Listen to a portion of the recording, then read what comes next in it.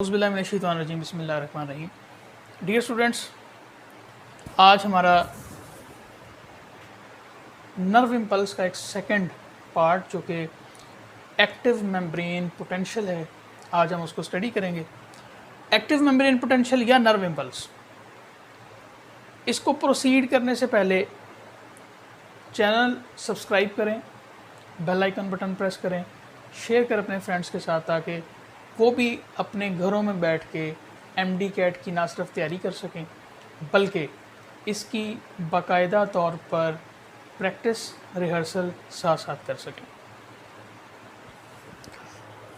जी तो स्टूडेंट्स, इससे पहले हमने जो आर्टिकल स्टडी किया था वो था रेस्टिंग मेम्ब्रेन पोटेंशियल, जिसमें कोई भी न्यूरॉन जो है वो अपनी रेस्टिंग कंडीशन में ही रहता है टिल थ्रेशोल्ड स्टिमुलस। एक नया लफ्ज़ जो कि मैंने लास्ट लेक्चर में पेंडिंग कर दिया था, आज मैं आपको इसके बारे में थोड़ा सा तफसील में बताता हूँ। देखिए, थ्रेशोल्ड स्टिमुलस वो एक पर्टिकुलर चेंज है एटमॉस्फेयर में या inside the body, outside the body, जो कि एक न्यूरॉन पर इलेक्ट्रिकल इम्पल्स को चलाने के लिए, ट्रिगर करने के लिए काफ़ी हो, उसे हम बोल देते हैं थ्रेशोल्ड स्टिमुलस। अभी हम साथ साथ इस थ्रेशोल्ड स्टिमुलस के हवाले से भी बात करते हैं। आपके सामने एक डायग्राम, उसके 3 हिस्से मैंने बनाए, ए, बी एंड सी। जो ए पार्ट है इसका, सबसे पहले तो उसको स्टडी करते हैं, जो कि ऑलमोस्ट लास्ट लेक्चर की ही एक समरी होगी। इसमें अगर आप देखें तो आपको एक एक्सॉन का इंटरनल और एक्सटर्नल एरिया जो है वो नज़र आ रहा है। इसके अंदर और इसके बाहर आपको कुछ बॉल्स नज़र आ रहे हैं। देखिए, रेड कलर के जो बॉल्स हैं उन्हें मैंने सोडियम, और ब्लू कलर के बॉल जो हैं उन्हें मैंने पोटाशियम कंसिडर किया है। इट मीन्स कि जब एक न्यूरॉन रेस्टिंग कंडीशन में मौजूद है तो उसके बाहर, न्यूरॉन के बाहर मतलब एक्सॉन के बाहर, आपको सोडियम नज़र आएंगे, एक्सॉन के अंदर आपको पोटाशियम नज़र आएंगे। इस कंडीशन में जो न्यूरॉन होता है वो -70 मिली वोल्ट इलेक्ट्रिकल पोटेंशियल जो है उसका मौजूद होता है। -70 मिली वोल्ट ये चीज़ शो करता है कि ये न्यूरॉन अपनी रेस्टिंग कंडीशन के अंदर मौजूद है। इट मीन्स उसका इंटीरियर नेगेटिवली चार्ज्ड है। जो मैंने आपको लास्ट लेक्चर में भी बताया था कि न्यूरॉन के इंटीरियर के अंदर जो ऑर्गेनिक आयंस, जो कि नेगेटिवली चार्ज ऑर्गेनिक आयंस होते हैं, वो बहुत ज़्यादा होते हैं। ना सिर्फ नेगेटिवली चार्ज ऑर्गेनिक आयंस, बल्कि एक चीज़ का एडिशन कर देता हूँ, कुछ इनऑर्गेनिक आयंस जिसमें सल्फेट हैं, फॉस्फेट हैं, ये भी इसके इनसाइड इंटीरियर में बहुत ज़्यादा होते हैं। क्लोराइड आयंस बहुत कम होते हैं इंटीरियर में, लेकिन एक्सटीरियर साइड में क्लोराइड आयंस बहुत ज़्यादा होते हैं। ये चीज़ें पिछले लेक्चर के साथ रिजेंबल कर रही थी, इसलिए मैंने आपको स्टार्ट में कह दिया कि समराइज़ हो जाएगा आपका प्रीवियस लेक्चर जो है। अगर आप ग्राफिकल रिप्रेजेंटेशन देखें ए डायग्राम की, तो आपको -70 मिली वोल्ट पर एक स्ट्रेट लाइन नज़र आ रही है, जो इस चीज़ को शो कर रही है कि there is not any action potential. एक स्ट्रेट लाइन में आपको रेस्टिंग कंडीशन में एक न्यूरॉन नज़र आ रहा है। अब हम चलते हैं इसकी बी डायग्राम पर। डियर स्टूडेंट्स, बी डायग्राम में हम स्टेप बाय स्टेप चलते हैं। आप देखें, आपको बाहर के बॉल्स, जो कि रेड बॉल, जो कि सोडियम को डिनोट कर रहे हैं, ये सेल मेम्ब्रेन के अंदर जाते हुए नज़र आएंगे।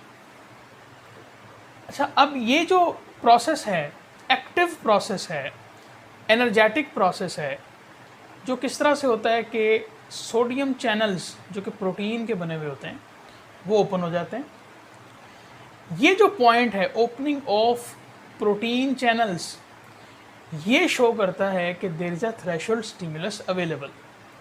अगर तो स्टिमुलस वीक है तो जो सोडियम गेट्स हैं वो ओपन ही नहीं हो सकते हैं।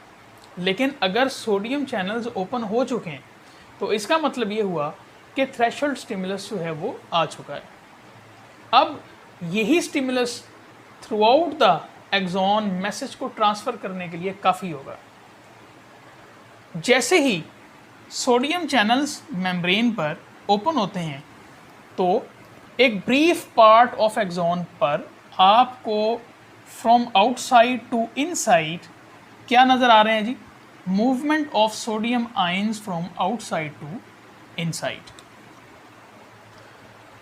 जिस वक्त आप इसकी ग्राफिकल रिप्रेजेंटेशन देखते हैं तो आपके सामने यहाँ से एक लाइन जो है वो अपसाइड मूव करती हुई नज़र आ रही है और ये अप्रॉक्सीमेटली 50 मिली वोल्ट तक जाती है। कुछ बुक्स इसे 35 मिली वोल्ट्स भी लिखती हैं, कुछ बुक्स इसे +55 मिली वोल्ट्स भी लिखती हैं, लेकिन हम MD-CAT की सीरीज़ को स्टडी कर रहे हैं, लिहाजा आपने अपनी बुक को फॉलो करना है। आपकी बुक में -70 millivolt resting and +50 millivolt active membrane potential के हवाले से मेंशन किया गया है। आपने इन्हीं फिगर्स को जो है पॉइंट आउट करना है, या ये मिली वोल्ट की जगह वोल्ट्स में भी हो सकता है। अगर वोल्ट्स में हो तो ये आपको 0.05 वोल्ट्स की फिगर भी आपको यहाँ पर अवेलेबल हो सकती है।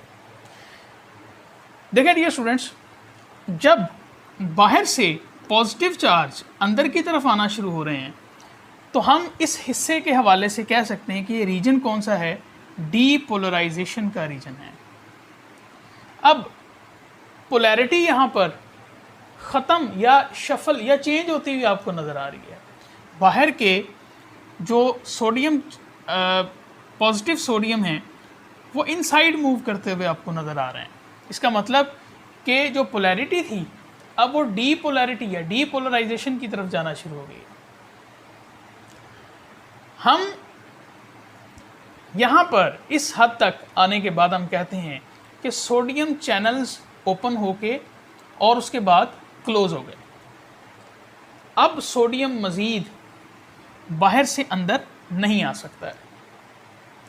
अब हम बात करते हैं इससे अगले स्टेप की, जो है रीपोलराइजेशन।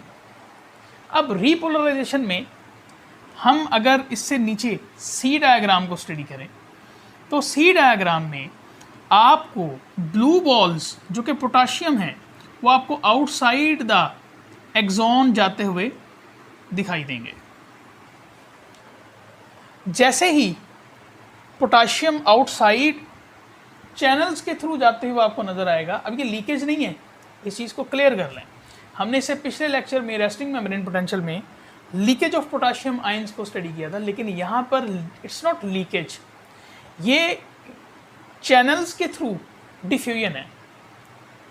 ठीक है जी, ये चैनल्स जो कि पोटाशियम को ही सिर्फ अलाउ कर सकते हैं from inside to outside move, ये वो चैनल्स हैं जिनके थ्रू पोटाशियम आयंस जो हैं from interior to exterior move करता है।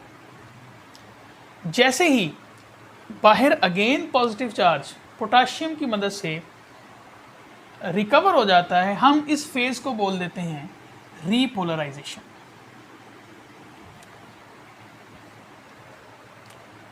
आफ्टर रीपोलराइजेशन आपको ग्राफ में एक छोटा सा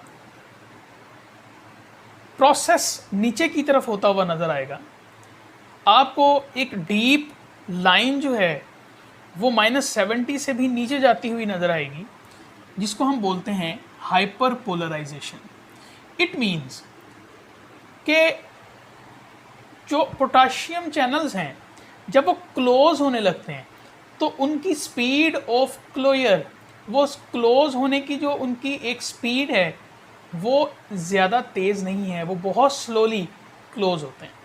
जब वो क्लोज हो रहे होते हैं तो उनकी क्लोजिंग के दौरान, क्योंकि स्लो क्लोजिंग है, उनकी क्लोजिंग के दौरान बहुत सारा पोटाशियम मज़ीद बाहर की तरफ मूव कर जाता है, जिसकी वजह से हम इसे बोलते हैं दिस इज़ हाइपर पोलराइजेशन।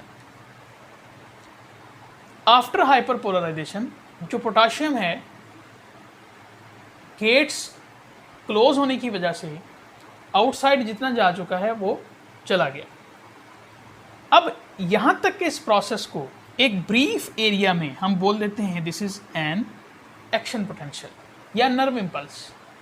ये जो ब्रीफ चेंज आप यहाँ देखा आपने, इसे हम एक्चुअली नर्व इम्पल्स बोलते हैं।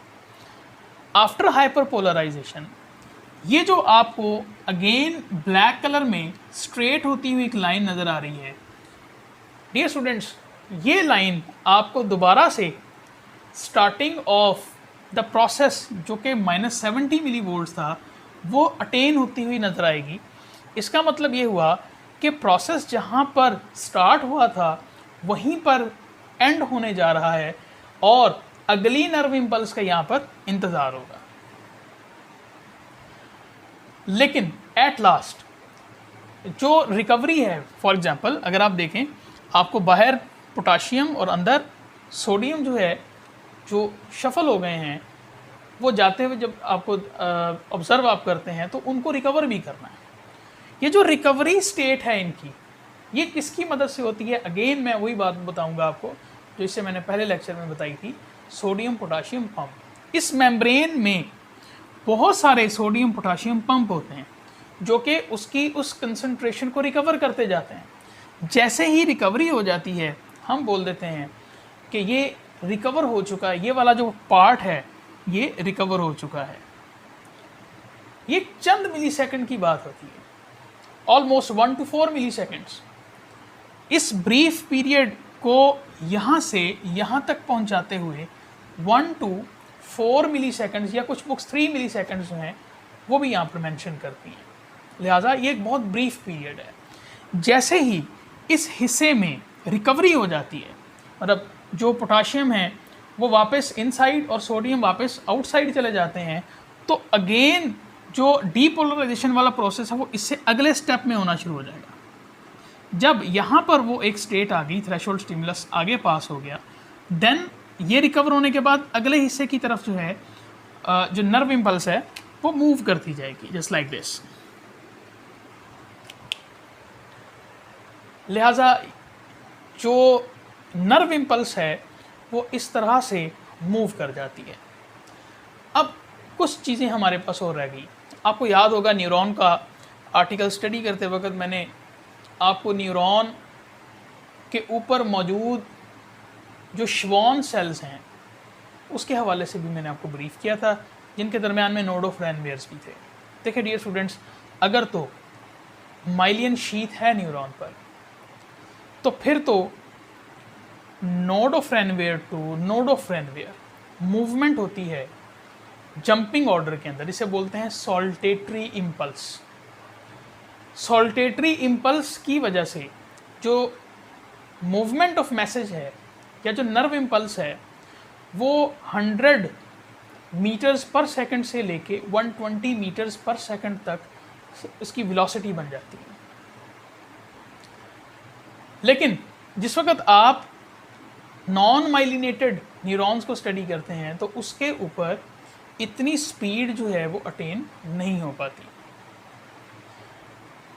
फिर एक और बड़ी इंपॉर्टेंट बात यहाँ पे, जो नर्व इम्पल्स है वो हमेशा एक्सोन पर ही हम फील कर सकते हैं, एक्सोन पर ही हम स्टडी कर सकते हैं।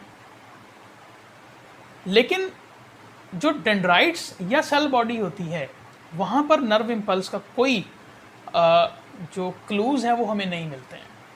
इट मीन्स कि नर्व इम्पल्स का ताल्लुक सिर्फ और सिर्फ एक्सोन से है।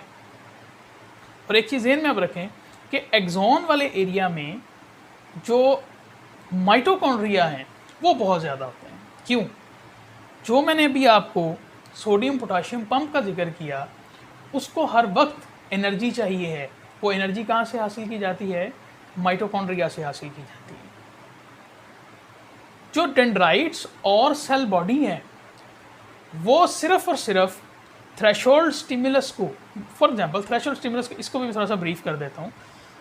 इन एक्चुअल डेंड्राइट्स में और सेल बॉडी में मूवमेंट ऑफ सोडियम वो इनसाइड फ्रॉम आउटसाइड जब प्रोसीड हो रही होती है तो एक पर्टिकुलर कंसंट्रेशन सोडियम आयंस की जो है वो जब मेंटेन हो जाती है इन दो हिस्सों में, डेंड्राइट्स में और सेल बॉडी में, अगर वो मेंटेन हो जाती है देन हम इसे बोलते हैं कि थ्रेशोल्ड स्टिमुलस मेंटेन हो गया।